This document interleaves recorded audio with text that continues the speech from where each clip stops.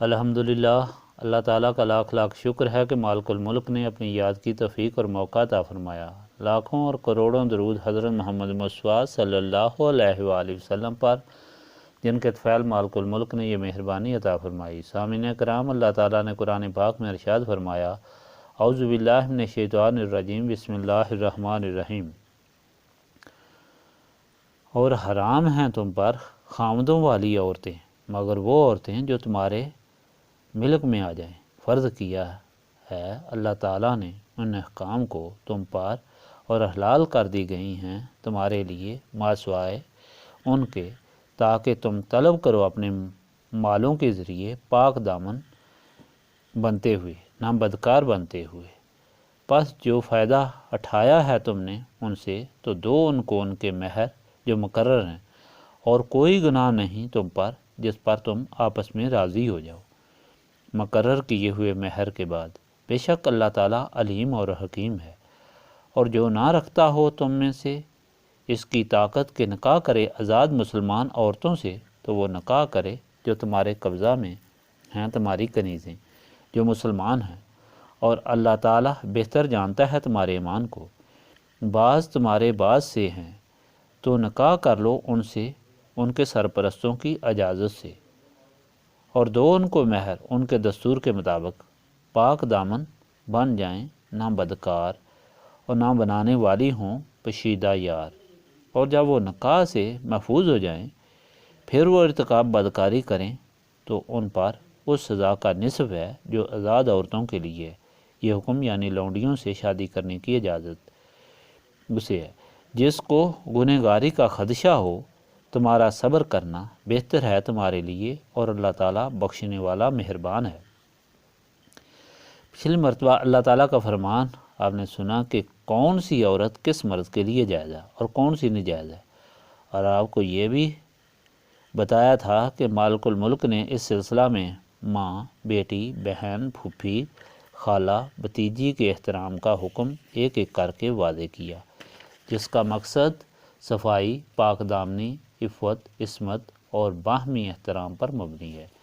ان احکام کی بدولت جہالت، ظلم اور بے حیائی کے معاشرے کا خاتمہ ہوا، اور اس طرح اللہ تعالیٰ کے محبوب کریم صلی اللہ علیہ وآلہ وسلم ساری انسانیت کے لیے رحمت ثابت ہوئے، اور حضور اکرم صلی اللہ علیہ وآلہ وسلم کے طفیل انسان صحیح طور پر اشرف المخلوقات بن گیا۔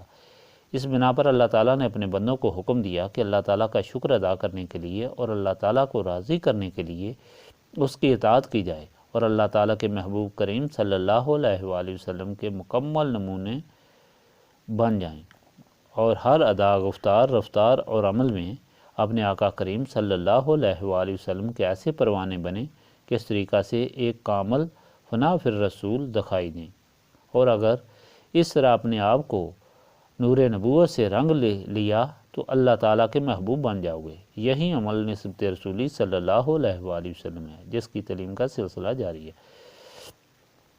آج بھی اسی حکم کو اور زیادہ وضاحت سے بیان کیا گیا ہے۔ جو ابھی آپ کو سنایا اسے دہرانے کی ضرورت نہیں، صرف اتنا سمجھنا ضروری ہے کہ اللہ تعالیٰ نے انسانی اخلاق کو پاکیزہ کرنے کی ہدایت فرمائی، اور محسنات اور کنیزوں سے تعلقات بیان فرمائے۔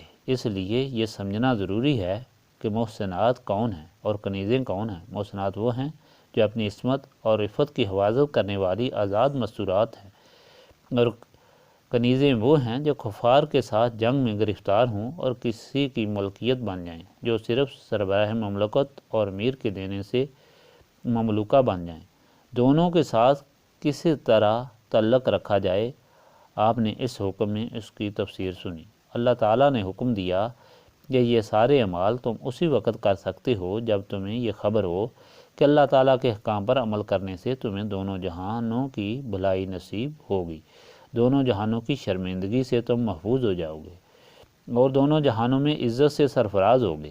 اب بات پھر وہی آئی کہ ایسا انسان جس کے ساتھ نفس ہو شیطان جیسا قوی دشمن ہو، ہر وقت برسر پیکار ہو، وہ کس طرح صبر کر سکتا ہے؟ صرف اس صورت میں کہ اسے نسبت رسولی صلی اللہ علیہ وآلہ وسلم کی برکات حاصل ہوں، جس کے دل و دماغ روشن ہوں اور شیطان اور نفس کی گرفت سے آزاد ہو کر اپنے نفس پر حاکم بن سکے۔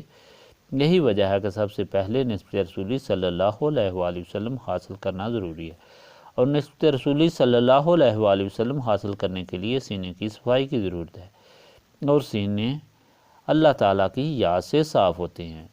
استغفر اللہ العظیم الذی لا الہ الا هو الحی القیوم واتوب الیہ۔ استغفر اللہ العظیم الذی لا الہ الا هو الحی القیوم واتوب الیہ۔ استغفر اللہ العظیم الذی لا الہ الا هو الحی القیوم واتوب الیہ۔